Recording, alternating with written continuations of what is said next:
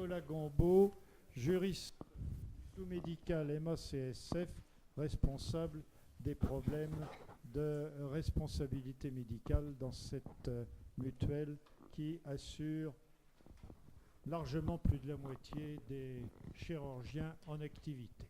Bon, vous remarquerez que je n'ai pas été informé du fait que le matériel que l'on m'a disposé n'était pas à usage unique, et c'est pourtant, à mon sens, mais j'y reviendrai tout à l'heure, une information qui est absolument essentielle.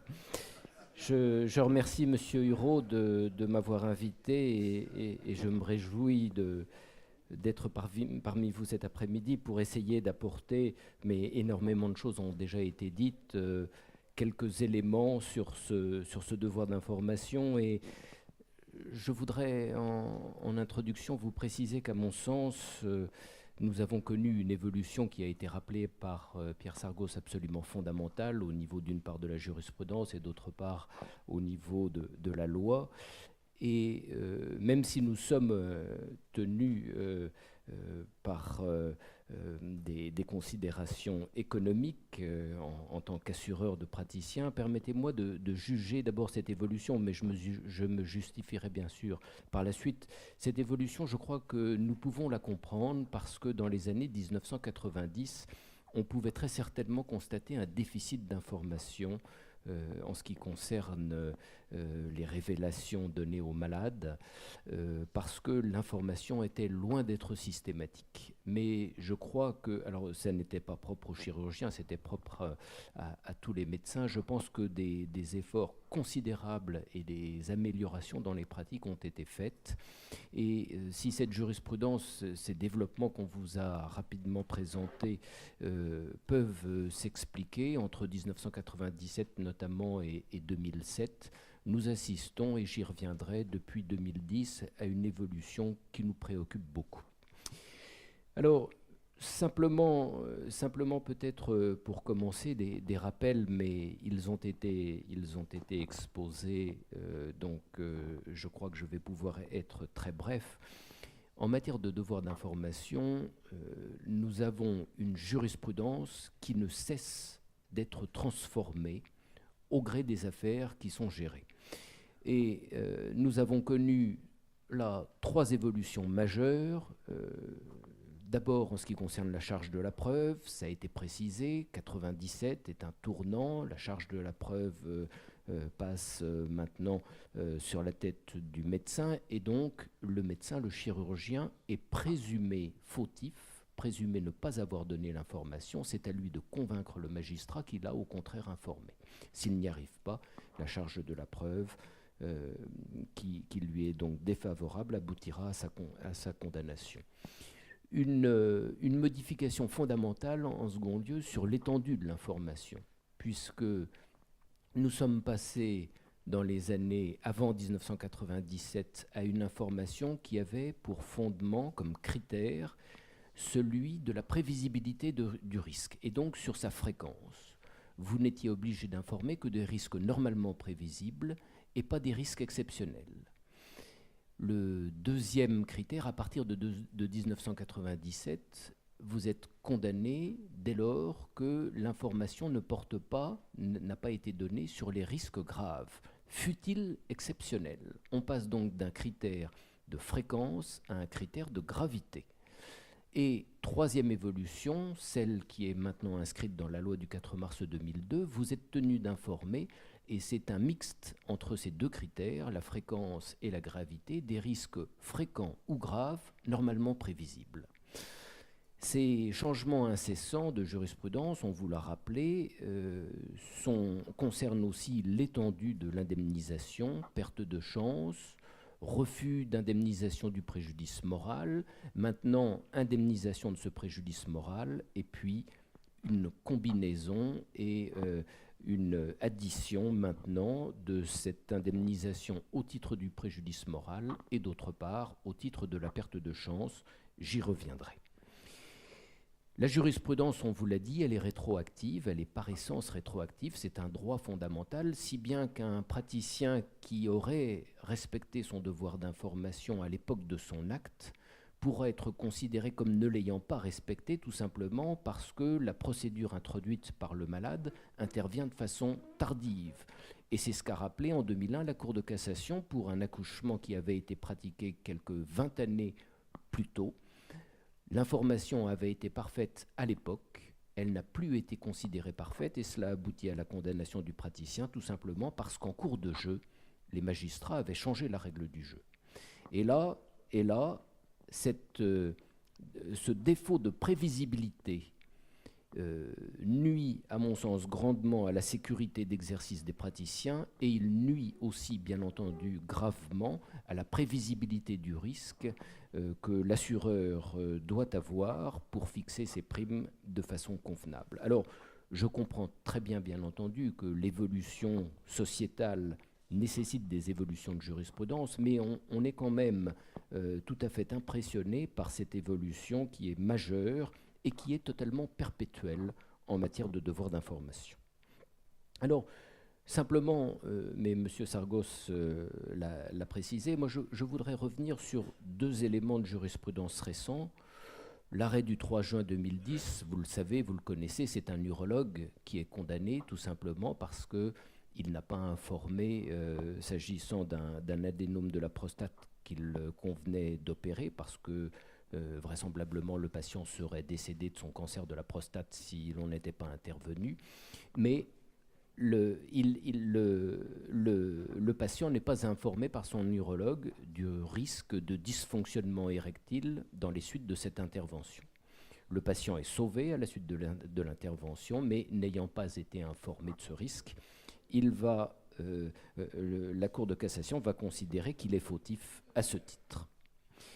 Mais je crois, et cela n'a pas été souligné, je crois que la Cour de cassation va plus loin encore dans une autre affaire, une affaire qui a été jugée le 26 janvier 2012, puisque là, le principe même de la responsabilité pour manquement au devoir d'information est retenu à l'encontre d'un chirurgien orthopédique pour une intervention du genou, alors qu'il est démontré que finalement, le risque qui n'a pas fait l'objet d'une information, eh bien, n'est en rien dans l'état de santé actuel du malade.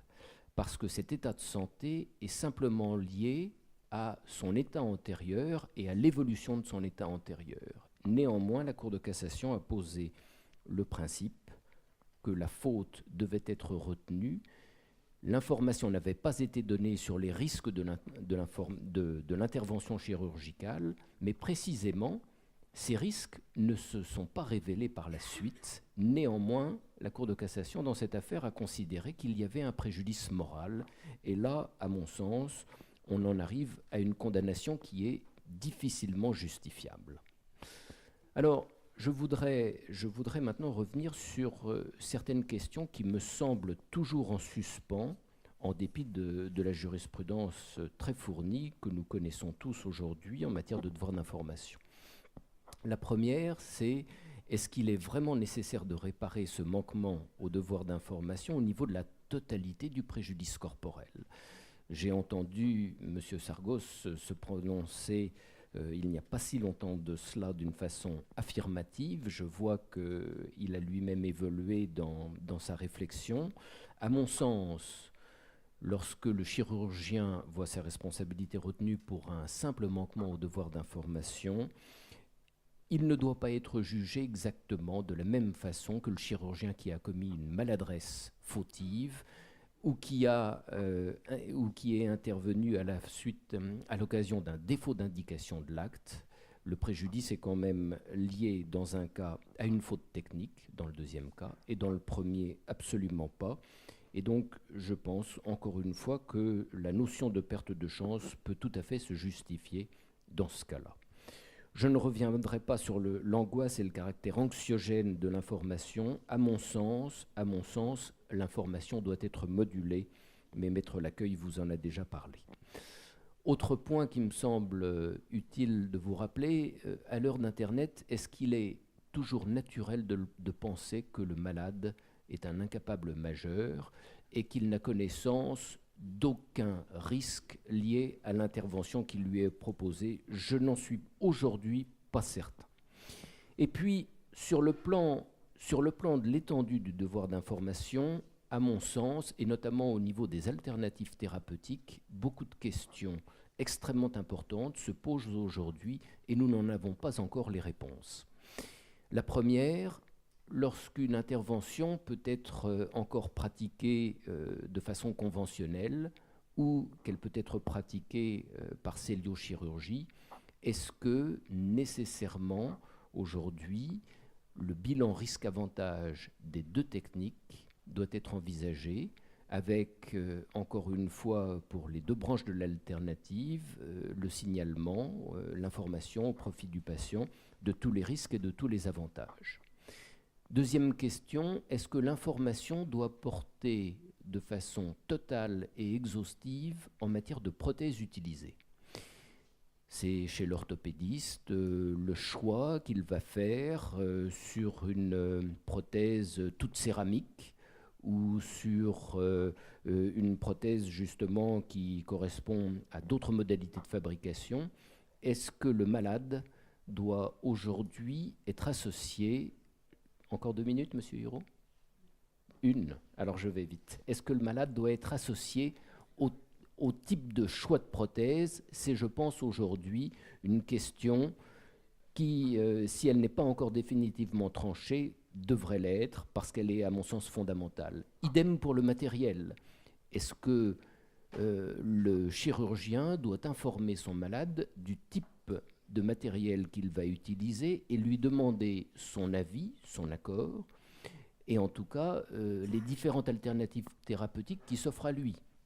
Si je me fais opérer demain, est-ce que mon chirurgien devra m'informer du fait qu'à 1 kilomètre de la clinique dans laquelle il exerce, eh bien dans le CHU voisin, on va pouvoir m'opérer avec un robot chirurgical qui présente tel et tel avantage par rapport à une intervention purement manuelle.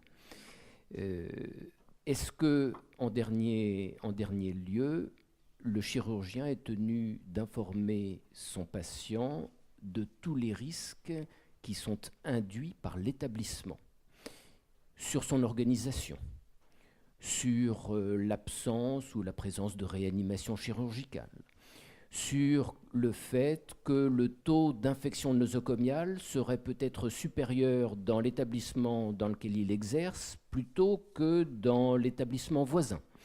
Vous voyez que beaucoup de questions, à mon sens, restent aujourd'hui sans réponse, mais je suis certain que nous les aurons au travers de la jurisprudence sous peu.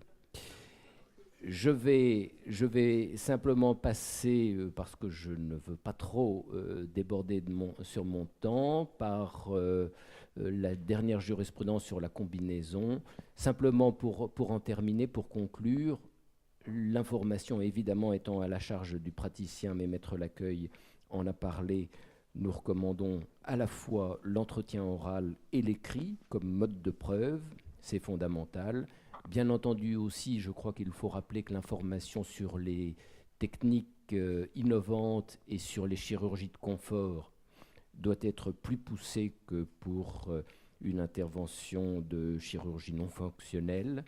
Et puis, dernière chose, en fonction des réponses qui auront été apportées aux questions que je soulevais, je voulais savoir combien de chirurgiens il faudra former en plus chaque année, compte tenu du caractère on ne peut plus exhaustif de l'information à donner aujourd'hui et de son caractère chronophage. Je vous remercie.